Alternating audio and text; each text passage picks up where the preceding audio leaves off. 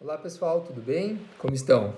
Hoje nós vamos dar sequência então à nossa segunda aula sobre as ações autônomas da impugnação, dando continuidade à nossa disciplina com o mesmo nome, Ações Autônomas da Impugnação, da pós-graduação aqui da UFN, das quais então na última aula nós falamos sobre mandado de segurança e ação rescisória. Hoje nós dando continuidade às ações autônomas da impugnação, todas essas ações com respaldo constitucional, as quais visam garantir direitos fundamentais, nós vamos estudar hoje duas ações extremamente importantes para o direito como um todo, direito brasileiro e direito historicamente falando como um todo, que é o habeas corpus e o habeas data, certo?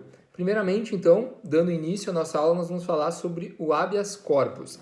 Primeiramente, coloco para vocês a seguinte situação.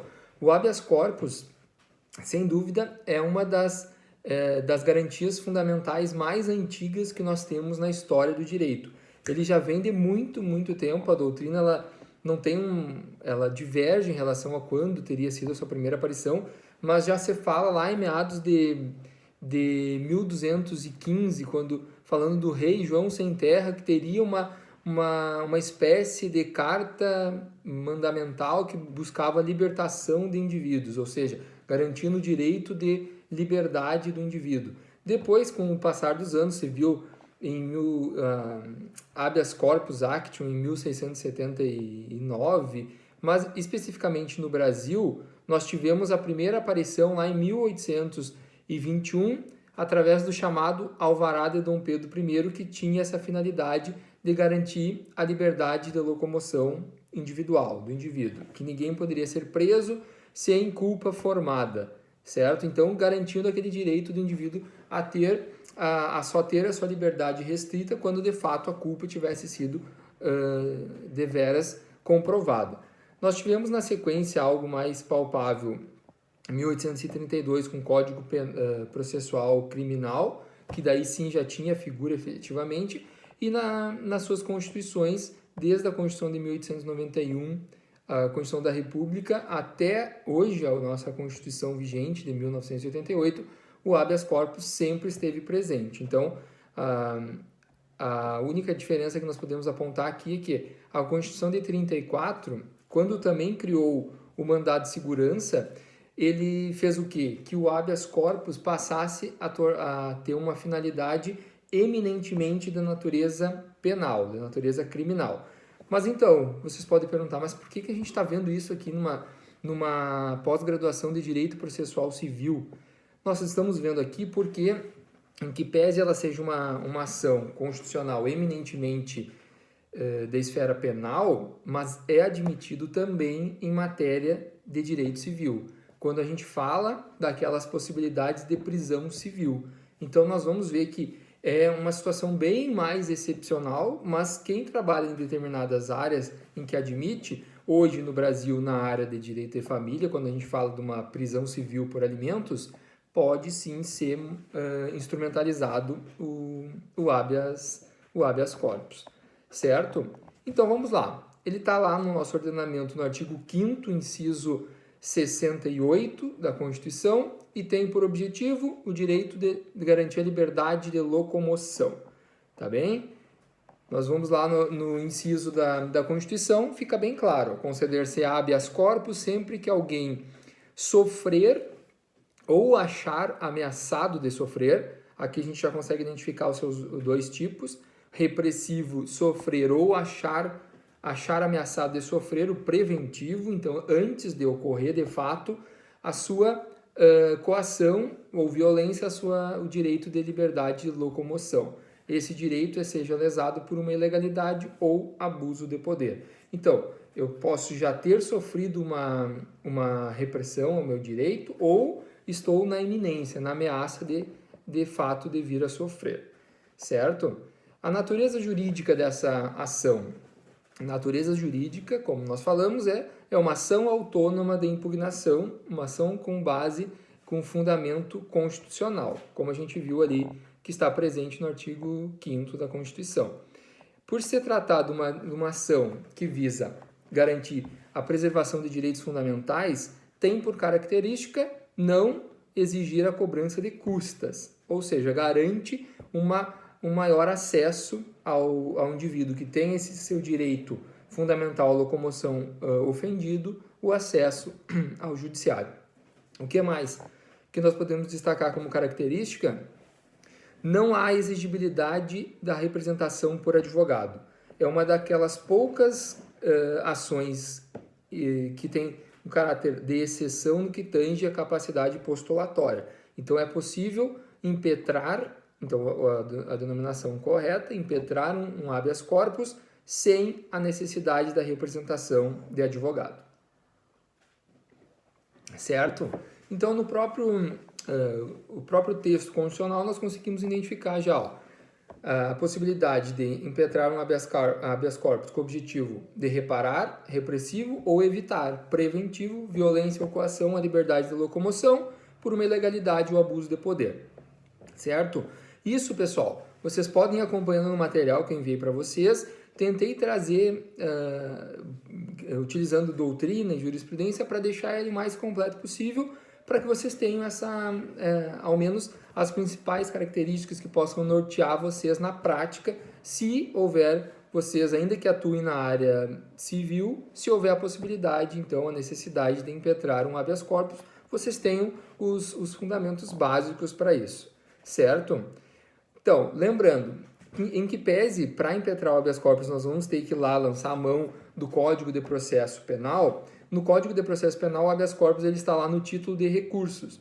Mas, como a gente viu, a natureza jurídica dessa ação é uma ação autônoma. Então, não é recurso, em que pese ele possa simular, atuar como uma espécie de recurso, mas ele não é recurso. Tanto que eu posso impetrar um habeas corpus após o julgamento de um recurso, antes do julgamento do recurso ou durante, concomitantemente. Ele é autônomo, ele não tem vinculação nenhuma com o processo, com a demanda da qual pode ter decorrido a decisão que veio à ordem de cerceamento da liberdade, certo?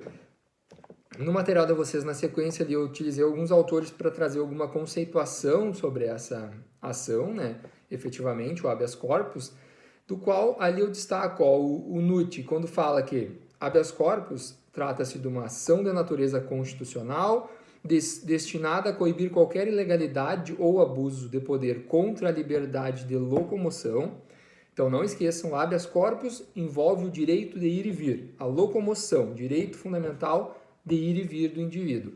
Não se trata de recurso, como faz crer a inserção na lei processual penal, mas sim de autêntico instrumento para assegurar direitos fundamentais, cuja utilização se dá através de ação autônoma, podendo inclusive ser proposta contra a decisão que já transitou em julgado. Então aqui, a regra é que não vá atingir decisões transitadas em julgado, mas é admitido, assim como nós vimos na última aula, tem a ação rescisória, tem a ação revisional na esfera criminal, mas o habeas corpus tem a possibilidade de, inclusive, mudar decisões que já transitaram em julgado, mas em casos excepcionais, adianto a vocês já, certo? Falei um pouquinho no material epistemologia do termo, o termo habeas corpus. Se nós buscarmos efetivamente a essência do termo, seria um significado de toma o corpo, ou seja, inicialmente, historicamente, o habeas corpus veio no sentido de levar aquele indivíduo que tem a sua liberdade cerceada perante uma autoridade, um juiz, para que ele pudesse apurar se iria liberar esse indivíduo ou não. Feito isso, então, toma o corpo seria uma expressão utilizada por trazer o indivíduo até o juiz. Ainda que hoje a regra é que não haja necessidade da apresentação do paciente, né, dessa pessoa que busca o benefício do habeas corpus, trazê-lo perante a autoridade judicial. Não há mais essa necessidade, exceto em casos excepcionais. Certo? Dando sequência, então, vamos seguir. Olha só, legitimidade. Quem pode impetrar um habeas corpus? Aqui, pessoal, nós temos amplitude de possibilidades. Nós temos a possibilidade de todos os seres, exceto todos os indivíduos humanos e pessoas jurídicas, e que sejam vivos. Então, olha só, qualquer indivíduo do povo, nacional ou estrangeiro, com residência ou em trânsito no Brasil, independente da sua capacidade civil ou mental, pode impetrar habeas corpus. Pessoa jurídica pode impetrar habeas corpus da mesma forma, certo? Então nós temos que observar aqui, ó, quem são os legitimados. Nós vamos ter aqui quem são as partes num habeas corpus. Nós vamos ter o impetrante, que é aquele que instrumentaliza a ação efetivamente, que impetra o habeas corpus. Nós vamos ter o paciente, é aquele que se beneficia do habeas corpus, da ordem que vai demandar, que vai decorrer do habeas corpus. E nós vamos ter o impetrado ou autoridade coatora, que é a autoridade que pratica esse ato ilegal de abuso de poder que fere o direito de ir e vir. Então, nós vamos ter essas três figuras aqui, o impetrante, o impetrado ou autoridade coatora e o paciente. Pode o impetrante e o paciente serem a mesma pessoa? Pode, como não há necessidade, então, de representação por advogado, qualquer pessoa pode impetrar um habeas corpus. O habeas corpus tem por características, isso vocês vão lembrar lá da graduação, da sua ausência de formalidade. O habeas corpus ele é ação judicial que ela independe de forma. Não tem um modelo, não tem um padrão. O que nós precisamos, que nós vamos falar hoje, é trazer algumas características, elementos mínimos, mas não tem uma formalidade assim como a gente viu lá no mandado de segurança, por exemplo, que tem bem mais formalidades na sua petição. Então, legitimidade ativa, como eu disse, qualquer pessoa pode ser um impetrante, então não há restrição alguma, ainda que pode ser o paciente confundir-se com o impetrante porque não há necessidade de representação por advogado, certo? Inclusive no material de vocês, ó, coloquei, ainda que a ausência de advogado não prejudique o conhecimento do pedido, sua presença certamente favorecerá em razão do conhecimento técnico e judicial, que o advogado vai contribuir para uma demanda. Porém, olha só o que acontece. Regimentos internos do STF e STJ regulam o seguinte sentido, que aquele que impetrar um habeas corpus que não seja bacharel em direito tem direito a nomear um advogado para acompanhar na defesa oral do habeas corpus. Então, eles nomeiam um advogado para ir lá acompanhar esse impetrante que não esteja sendo representado por advogado. Por bacharel em direito, aliás. Se for bacharel em direito, ainda que não disponha do registro perante a ordem, ele tem já a possibilidade e o conhecimento técnico para impetrar e não seria necessário, então, nomear um advogado para acompanhá-lo. Certo? Então, essa disposição abrange menores de idade, sem representação ou assistência, presos, analfabetos, estrangeiros e pessoas jurídicas. Para ser impetrante, então, pode ser qualquer indivíduo. Pode ser menor de idade, sem representação ou assistência, pode ser o preso, o analfabeto, o estrangeiro e a pessoa jurídica. Pessoa jurídica, pessoal, lembrando, pessoa jurídica, obviamente, que não vai ser ela o paciente, porque a pessoa jurídica não exerce o direito de ir e vir, mas ela pode ser um impetrante. Então, impetrar o habeas corpus em favor de um paciente, que daí necessariamente tem que ser uma pessoa natural que possa exercer o seu direito de ir e vir. Certo? O promotor de justiça pode impetrar habeas corpus? Pode. O único detalhe aqui é que jamais vai ser admitido o habeas corpus com o objetivo de prejudicar o paciente. Obviamente, ele é um instrumento constitucional que visa garantir a liberdade. Então, jamais pode ser instrumentalizado impetrar um habeas corpus com o objetivo contrário a esse.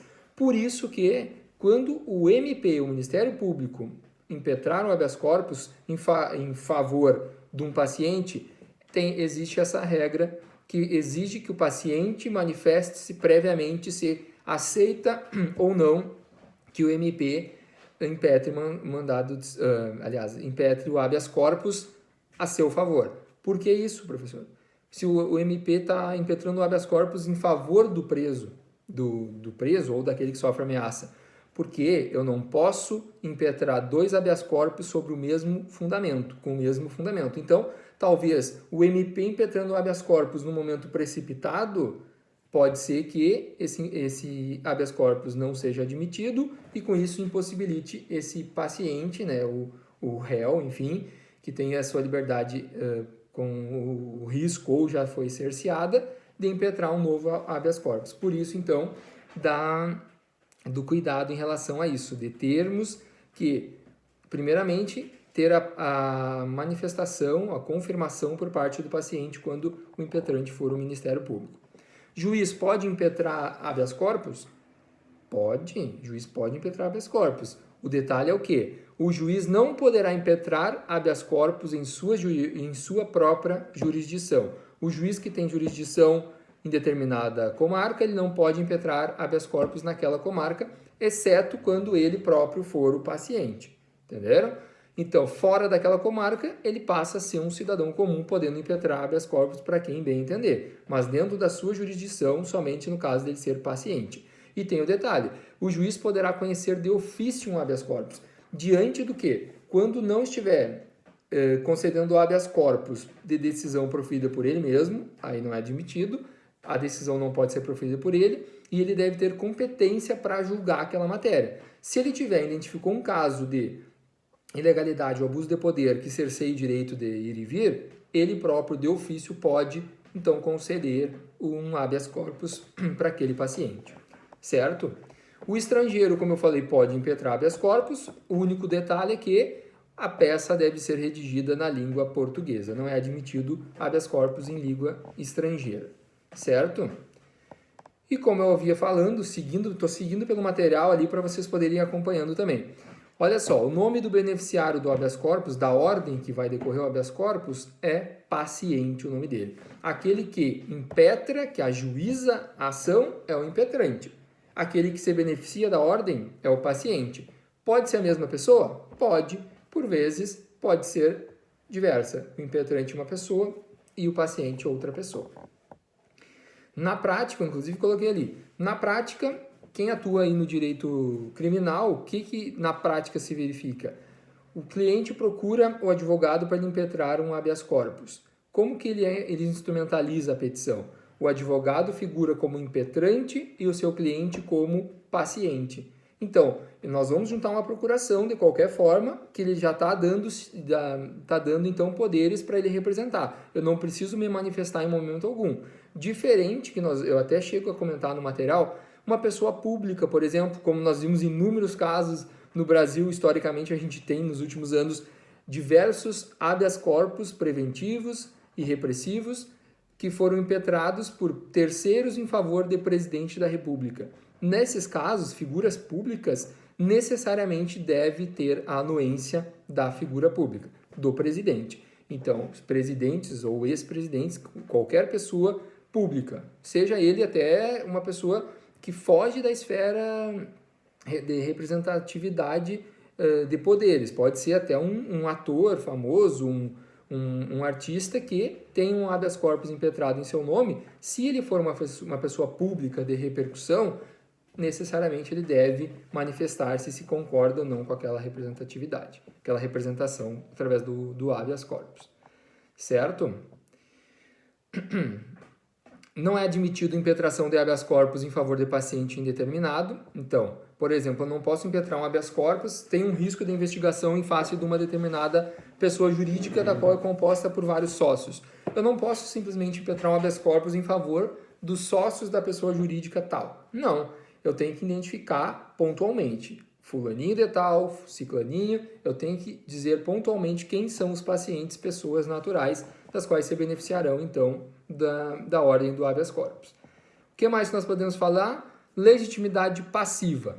Legitimidade passiva é quem praticou aquele abuso de poder, aquela ilegalidade que gerou uma ofensa ao direito de ir e vir. Então, em regra, nós vamos estar diante de autoridades públicas das quais praticam essa ilegalidade ou abuso de poder. Porém, nem sempre se verifica apenas contra autoridades públicas e também pode ser impetrado contra particulares. Veja bem, olha só. Seguindo ali, ó. O que nós temos que observar? Nós vamos impetrar e identificar quem é a autoridade coatora. Então, ele vai ser um impetrado diante dessa ação constitucional. Nós vamos indicar a autoridade coatora que identificando como e quem praticou a ilegalidade ou abuso de poder, e essa autoridade nós temos que indicá-la, pois ela vai ser notificada para prestar informações sobre aquele ato narrado pelo impetrante. Então, um juiz, um delegado, ele vai prestar informações acerca daquele habeas corpus. Por que foi determinada a ordem, em qual circunstância, com base em quais provas. Isso que ele vai ter que fazer quando notificado para prestar informações. A autoridade coautora, então, deve prestar informações que justifiquem a sua decisão, a sua ordem de cercear o direito de ir e vir daquele paciente. Certo? Eu botei para vocês ali, inclusive, uma jurisprudência de habeas corpus numa matéria de direito civil, uma matéria da área de civil. Execução de alimentos, prisão civil. Então, foi impetrado um habeas corpus em razão de um réu preso, em razão do débito alimentar, numa execução de alimentos, na qual, olha só o fundamento dessa decisão. Há que ser feito o abatimento de valores depositados em prol dos credores, então parte do valor não havia sido contabilizado, o valor que já tinha sido pago. Além do mais, decorrido do prazo do ajuizamento da execução até o mandado de citação, 24 meses, não é viável manter a exigência da quitação de uma só vez de todas as parcelas que se venceram. Então, olha um argumento interessante aqui. Foi ajuizada uma execução de alimentos, transcorreu um período temporal grande, no qual não foi quitado os alimentos. O montante para o ajuizamento de uma execução com a possibilidade de prisão civil, busca-se os últimos 3 meses e todas as parcelas que se vencerem no decorrer da demanda. Neste caso, transcorreu um período longo, o juiz, nesse caso o tribunal, quando julgou o habeas corpus, entendeu que não era oportuno a exigência de todo o montante, o que garantiu então a esse paciente o direito de liberdade mesmo numa prisão civil por dever alimentos. Então, pontualmente, situa-se o caso ali, além disso, informa na decisão que a parte possuía outros filhos também, a parte que foi presa deveria ter o mesmo cuidado com os demais menores incapazes. Por isso, foi concedido, então, a ordem do habeas corpus. É um exemplo de um cerceamento da liberdade praticado por uma autoridade pública. Mas também existem por por particulares, a possibilidade de ter o direito cerceado, a sua liberdade cerceada por um particular. Nesse caso, é comum de se verificar clínicas psiquiátricas, clínicas que fazem tratamento para drogas, asilos, hospitais, quando impede-se a alta médica, impede-se que o paciente saia daquela entidade.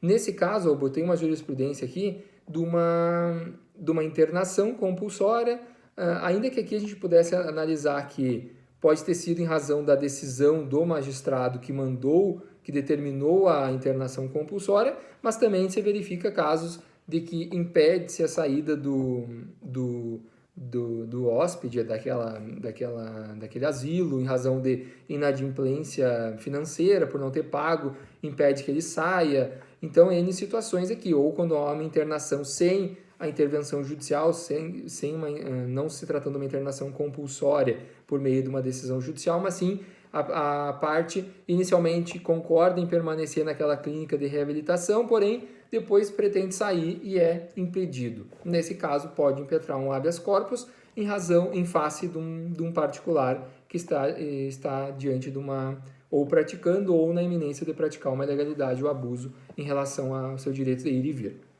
Certo? Dando sequência no nosso material, nós observamos ali características peculiares dessa ação, do habeas corpus. Podemos observar o quê? Pode ser concedido de ofício pelo juiz ou tribunal, como eu disse. O magistrado, o desembargador, diante de um abuso de poder ou ilegalidade que ele apure e a decisão não seja proferida por ele mesmo e ele seja competente, pode sim, então, conceder um habeas corpus de ofício, sem que ninguém tenha impetrado, ele pode conceder a ordem, o alvará de soltura, enfim, diante daquela ilegalidade. Prova pré-constituída. Nós vamos falar um pouquinho mais logo adiante, mas prova pré-constituída se assemelha lá ao mandado de segurança, em que nós temos que trazer todos os subsídios necessários para o magistrado julgar, para o tribunal julgar o habeas corpus, sem a necessidade de dilação probatória, porque aqui não admite-se também a produção probatória. Nós temos que trazer todas as provas já com a impetração do habeas corpus, certo? Ele é um sucedâneo recursal ou cumulativamente com recurso, como eu disse, ele não é um recurso, o habeas corpus, mas ele pode ser em razão do não ter sido provido um recurso, ou eu posso impetrar o habeas corpus cumulativamente, recorri mesmo assim impetrei, não tem problema algum, nenhuma restrição quanto a isso. Não há necessidade de representação do advogado, é uma ação gratuita, sem a necessidade de pagamento de custas judiciais, e pode ser impetrado, olha o detalhe, antes da existência de um processo e mesmo depois de haver coisa julgada, em alguns casos, e por qualquer meio. Aqui que garante-se então ao habeas corpus aquela ação máxima, que eu posso impetrar um habeas corpus sobre qualquer meio, qualquer procedimento. Ou seja, eu posso instrumentalizar um habeas corpus por fax, por e-mail, por qualquer tipo de papel. Daí nós vamos lá nos livros da doutrina. Pode impetrar num guardanapo, pode impetrar numa folha de papel higiênico, pode impetrar no pacote de pão de papel, sem problema algum. Inclusive, para não parecer que isso é exemplo de doutrinador, olha só, está lá nas redes sociais do STF, aliás, do STJ, em que em 2014, então recentemente, uma notícia de 21 de maio de 2014, que o STJ recebeu seu primeiro habeas corpus em lençol, num lençol, na roupa de cama. Foram 2 pedidos redigidos pelo próprio preso, os 2 habeas corpus foram digitalizados, posteriormente passaram a tramitar como qualquer outro processo. Mas a apresentação dele se deu num lençol. Então, esse caso, se vocês forem observar melhor, forem ler a notícia, um preso, então, ele alegou que os carcereiros não estavam possibilitando a ele a entrega por papel, então ele escreveu no próprio lençol e representantes da OAB fizeram a entrega perante o Tribunal Superior. Então, esses eu não busquei a notícia saber se foram ou não concedidos depois do habeas, mas foi apresentado por um lençol e foi de fato recebido. O próprio preso, sem a representação do advogado, do qual impetrou o habeas corpus. Então, ele é admitido e aqui está a prova que realmente não exige que tenha uma formalidade, não precisa ser no papel digitado, nada disso, certo? Inclusive aqui nesse caso, a tramitação já era eletrônico, mas a apresentação foi admitida em papel, aliás, num lençol, mas no meio físico, e depois então digitalizado. Certo, pessoal? O que mais? Não caberá habeas corpus. Não é admitido quando a pena máxima do crime for de multa, não há então risco de cerceamento da liberdade, em favor de pessoa jurídica, como eu falei, pessoa jurídica não exerce o direito de ir e vir, pela libertação de animais ou veículos, obviamente também não, e hipótese do artigo 142, parágrafo 2º, que diz o quê? Da Constituição. Não caberá habeas corpus em relação a punições disciplinares militares. Olha só, isso aqui a gente tem que ter um cuidado. Não é admitido por punições disciplinares militares. Nesse caso, a regra é que não vai se admitir, eu tenho que esgotar todas as vias administrativas e depois eu posso sim procurar o Poder Judiciário caso haja uma ilegalidade, não se admita aquela punição. Mas, então, em regra, não é admitido o habeas corpus, mas eu posso ajuizar uma ação sem problema algum. Porém, a doutrina, então, ela converge no seguinte sentido. Caso tenha na punição a punição de prisão disciplinar militar, caso eu esteja diante de uma incompetência da autoridade que determinou falta de previsão legal para essa punição, inobservância das formalidades legais ou ainda excesso de prazo da medida, eu posso sim impetrar um habeas corpus mesmo quando estiver diante de uma punição disciplinar militar, desde que ela tenha restrição da liberdade e seja uma dessas hipóteses aí, incompetência, ilegalidade ou a falta de previsão legal, certo? O que mais que eu posso destacar para vocês aqui? A petição do habeas corpus, ela não pode ser, então, apócrifa. Apócrifa, o que é isso? Falta de assinatura. Então, não é admitido, não será admitido o habeas corpus que não esteja assinado pelo impetrante. Então, é necessário, é um requisito, dos poucos requisitos formais que nós temos no habeas, é a necessidade de assinatura do impetrante. Não pode impetrar um habeas corpus sem a sua assinatura do impetrante, certo? E mais um detalhe, se há possibilidade de supressão desse remédio constitucional, ele trata-se de uma cláusula pétrea lá do artigo 60, parágrafo 4º da Constituição, então ele não é admitido em hipótese alguma ser suprimido. Nós podemos ainda observar que em casos de estado de defesa, de sítio, estados de calamidade, de guerra, ele pode ser então reduzido, diminuir a sua amplitude, mas jamais pode ser suprimido. Certo, pessoal? Então, a gente para por aqui agora e no próximo vídeo a gente continua falando sobre o habeas corpus. Até logo!